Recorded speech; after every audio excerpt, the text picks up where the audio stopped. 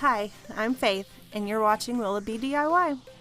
Today I've got a challenge video for you guys, and this challenge is Sign Wednesday, and it's hosted by Diane and Janny over at Deco Easy, and they do it every third Wednesday of the month. Their co-host this month is Leeny from Crafty Leeny, and I'll have their channels linked for you down below, as well as the Sign Wednesday playlist where you can find so much inspiration from all these awesome crafty people here on YouTube.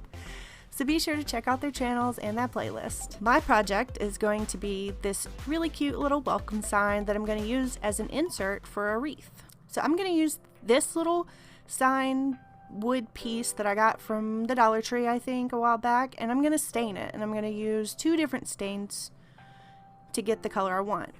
So I'm using this antique walnut, which is a lighter, warmer stain, and I'm going to apply that all over the sign first, both sides and the edges, and then I'm going to take that dark walnut stain and immediately put that all over as well.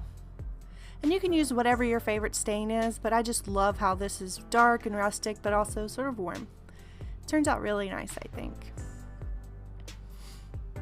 And this is what the stains look like on their own, the dark walnut on the left, the antique on the right. So I needed something in between, you know? Anyway, after you let your stain dry, it's time to put your wording on, and I went ahead and sketched mine out a bit. That way I could use it to get my alignment and my placement right on my sign. And I'm just going to create some borders using masking tape and the cut up words from that piece of paper I just showed you. That way everything lines up nice and even, and it doesn't look all crazy, you know?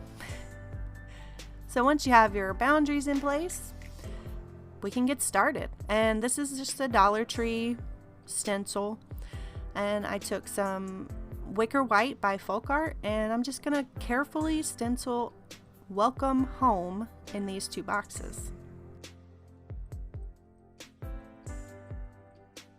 Once you're all done carefully stenciling out your birds, it may not be so perfect, mine wasn't, but it's time to do some touch-ups and connect all those letters together, because you know, stencils always leave gaps.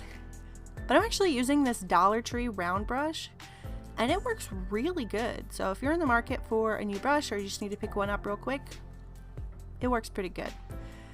So I just went ahead and connected all my letters that had gaps. And I also, because I didn't let my stain dry long enough, it was kind of making my white look more off-white. So I did give another coat of paint to those letters as well. And after that's all dry, we can go ahead and remove all that tape. And it's time to paint on to our in between "Welcome Home." And I'm just freehanding this using the little sketch I made on my paper earlier as a guide to keep it lined up good. If you have a stencil or rub-on transfers or stickers or whatever you want to use for this part, you can definitely do that. And if you have a Cricut, I mean, this thing's going to be done like, you know, super fast. I don't, so I just use a combination of stencils and hand-painted letters, and I think it turns out really nice. And to jazz it up a bit, I took this country gray and gave it some greenery, but I just freehanded in some sort of vine looking things that were swirly and pretty, and I needed to give this two coats of paint on here because it, you know, the stain was messing with my paints. But I also added some leaves. What I wanted to do was I wanted to use my rub-on transfers that I got from the Dollar Tree. Problem was they were black, so they weren't going to show up very well with that dark stain. So I had to improvise, and my improvisation was to just hand paint some greenery. Come check me out on Instagram for updates, sneak peeks, and behind the scenes stuff. And if you're interested, I do have a Facebook group.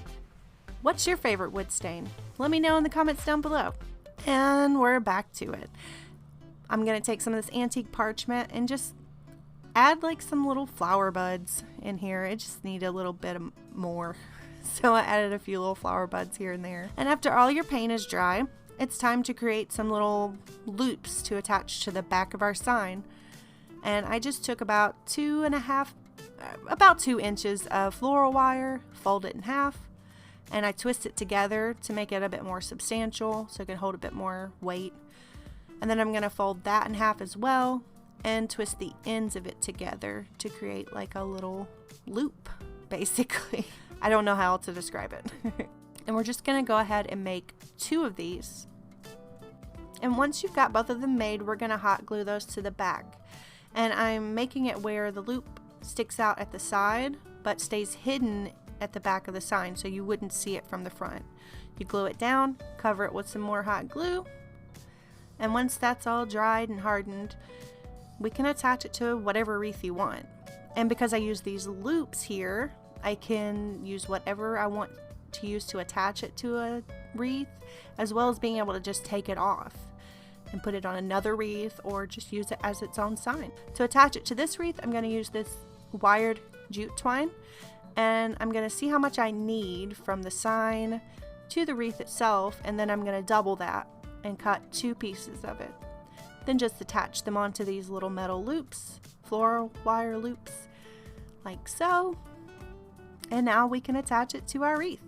So I just flip over my sign and my wreath, and we're just going to find out where we want to place it. Since I want mine centered, I'm going to center it. Pull one of the pieces of the jute, the wired jute cord, through a part of the wreath itself. Make sure it's lined up nice, and then just twist those 2 ends together. And it's super simple because you want to be able to remove it, right? And I fiddled with it a bit to make sure it was setting exactly the way I wanted it. And that was it. And I think this turned out absolutely gorgeous. That stain on there is just so beautiful. I love it so much. I'm pretty happy with the floral on there. Like, it could have been worse, honestly. Especially since I completely freehanded that. But I'm pretty happy with it. Thanks so much for watching. If you enjoyed this video, please leave a like and consider subscribing if you haven't already. Ring that notification bell so you know every time I upload a video. As always, have an amazing day, and I'll see you next time.